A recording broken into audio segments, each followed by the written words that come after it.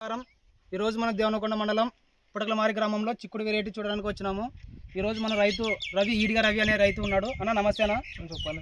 మీ పేరేనా? నా పేరు రవికుమార్। ఏ ఊరన్నా? పుటకలమారి। మీరు ఏ కంపెనీ రకం వేయడం జరిగింది? ఇది వచ్చేసి లలిత, సీడ్ వచ్చేసి ఎటర్నా కంపెనీ వాడిది లలిత కంపెనీ। ఎట్లుందన్న వెరైటీ ఇది? వెరైటీ అయితే ఎక్సలెంట్ ఉందన్న। ఇది ఎన్ని కోతలు అయిందన్న? ఇది వచ్చేసి 3 కోతలైంది। 3 కోతలు। ఫస్ట్ కటింగ్ ఎన్ని బస్తాలు అయింది? ఫస్ట్ కటింగ్ వచ్చేసి 125 దాకా అయింది। ఓకేనా? రెండో కటింగ్ వచ్చేసి 108 అయింది। మూడో కటింగ్ ఎన్ని బస్తాలు అయిందన్న? ఇది మూడో కటింగ్ వచ్చేసి 86 అయింది అన్న। అవునా? ఒక కాయలో ఎన్ని గింజలు ఉంటున్నాయి దీంట్లోనా? ఇది 6-5 దాకా ఉంటాయన్న। 6-5 వరకు ఉంటాయి। కాయ లావు నలుపు బాగుందన్న? సైజు బాగుంటుందన్న, నలుపు కానీ కాయ మీడియం సైజు బాగుంటుంది అనమాట। ఇంకోటన్నా, ఇప్పుడు మార్కెట్ తీసుకుపోతావు సరుకు, అక్కడ మిగతా రకాలకి వీటికి డిఫరెంట్ ఏమన్నా అంటున్నారు రైతులు? డిఫరెన్స్ ఖచ్చితంగా ఉండదు।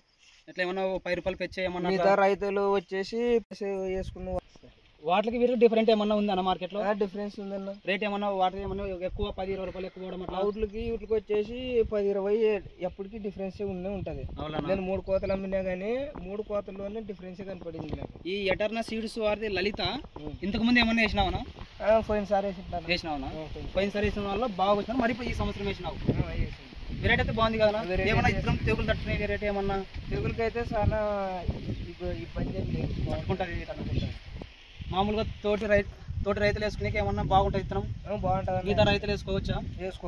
వేసుకునే పంట విధానం వేసుకున్నచ్చు బాగుంటుంది। అవునా? ఓకే థ్యాంక్స్ అన్న।